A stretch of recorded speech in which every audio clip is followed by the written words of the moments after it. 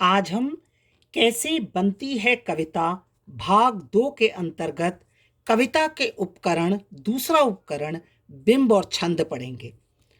इसे आंतरिक लय भी कहा जाता है।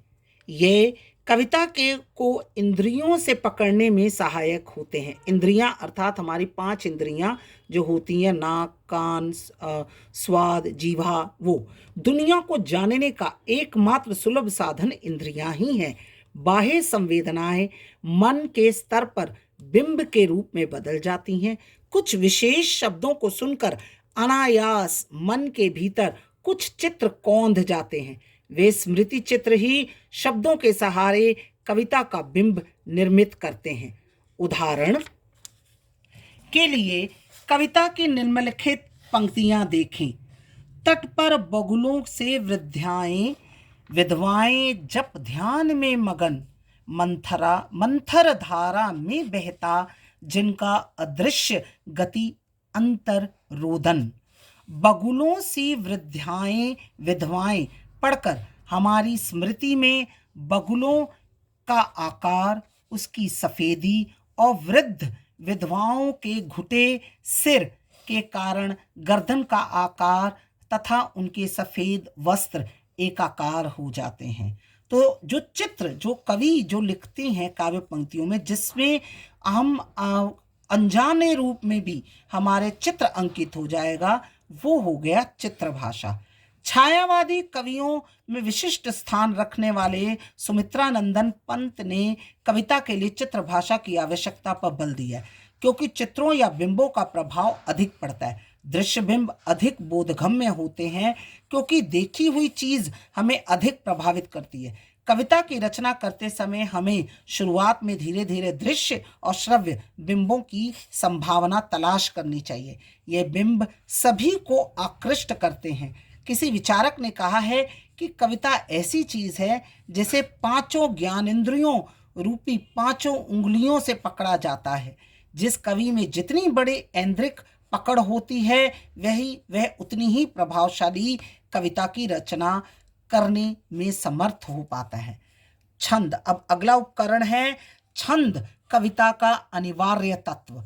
छंद, जिसका दूसरा नाम है आंतरिक लय भी है, कविता का अनिवार्य तत्व है। मुक्त छंद की कविता लिखने के लिए भी अर्थ के लय का निर्वाह जरूरी है। कवि को भाषा के संगीत की पहचान होनी चाहिए।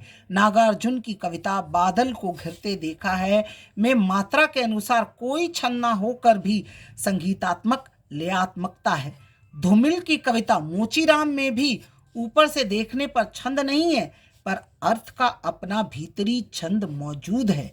बाबूजी, सच कहूं, मेरी निगाह में न कोई छोटा है न कोई बड़ा है। मेरे लिए हर आदमी एक जोड़ी जूता है जो मेरे सामने मरम्मत के लिए खड़ा है। कविता के घटक परिवेश और संदर्भ से परिचालित होते हैं।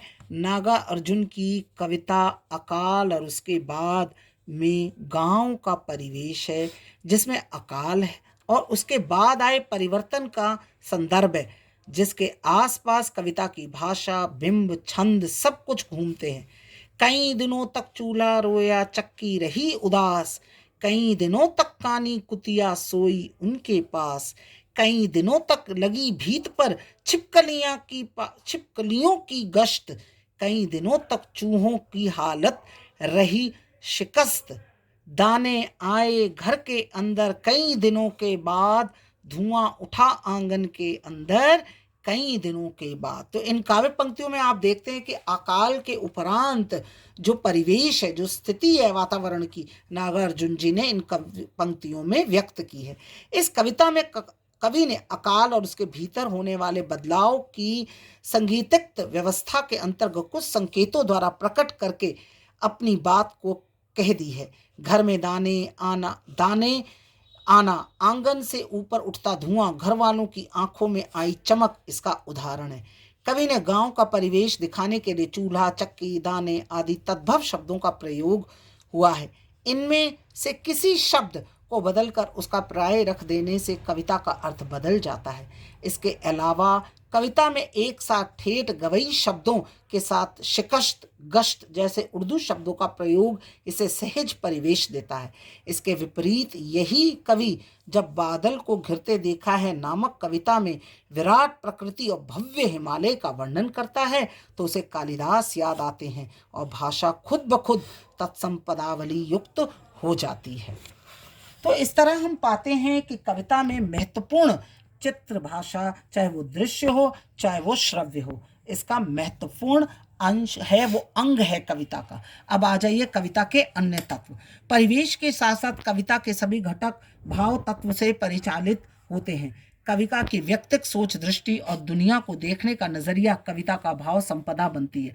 उसकी इस व्यक्तिकता में सामाजिकता मिली होती है, मतलब वो अपने बारे, व्यक्ति मतलब जब हम पर्सनल अपने बारे, और जब क्योंकि व्यक्ति है वो समाज का अंग है तो व्यक्ति सामाजिकता को ही दर्शाता है। इसका उदाहरण है निराला की सरोज स्मृति, जिसमें घनघोर निजता और उतनी ही सामाजिकता देखने को मिलती है। कवि ने इसका निर्वाह कविता में किया है। भाषा के साथ कवि का यह बर्ताव भी कविता कहलाती है। इन्हीं तत्वों को उजागर करने वाली आंतरिक क्षमता का नाम प्रतिभा है, जिसे हम दुनिया के महान कवियों में पाते हैं। तो अंत में हम जो महत्वपूर्ण भाग है कि कविता के कुछ महत्वपूर्ण प्रमुख घटक क्या हैं। पहली, कविता भाषा में होती है, अतः भाषा का सम्यक ज्ञान आवश्यक है।